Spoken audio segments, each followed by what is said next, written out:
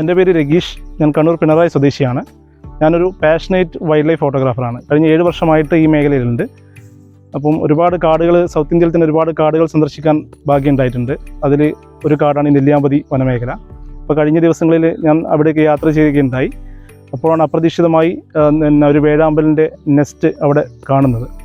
അപ്പോൾ ഈ നെസ്റ്റിൽ നിന്ന് നമ്മൾ പൊതുവെ പറയാറുണ്ട്, നെസ്റ്റിംഗ് ടൈമിൽ നമ്മൾ വീഡിയോയും ഫോട്ടോസൊന്നും പകർത്താൻ പാടില്ല. കാരണം കൂടുതൽ സഞ്ചാരികൾ അത് കണ്ടുവരികയും അതിനൊരുപാട് ബുദ്ധിമുട്ടുണ്ടാക്കുകയും ചെയ്യുന്നു, അറിയാം.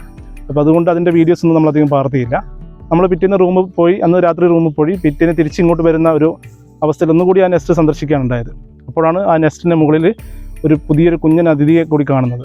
അത് നമ്മൾ ഈ കുഞ്ഞൻ വേഴാമ്പലായിരുന്നു. അത് എത്രയോ മാസങ്ങളായി കൂട്ടിനുള്ളിൽ കഴിഞ്ഞ് അത് ആദ്യമായി പുറം ലോകം കാണുക ചെയ്യുന്നത്.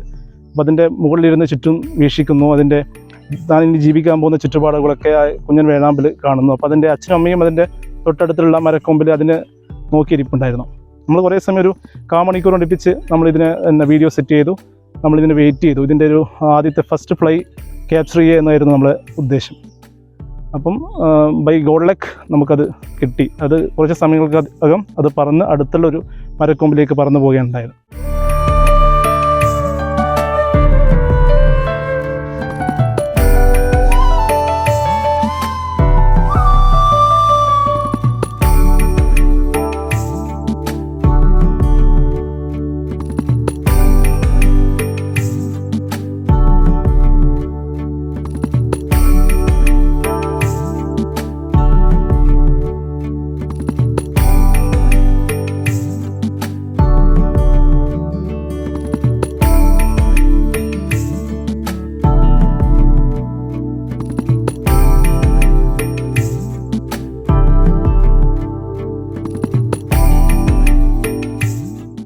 ഏറ്റവും പുതിയ വാർത്തകളും വിശേഷങ്ങളും വിരൽ തുമ്പിലറിയാൻ സീ മലയാളം ന്യൂസ് എല്ലാ ഡിജിറ്റൽ പ്ലാറ്റ്ഫോമുകളിലും ലഭ്യം.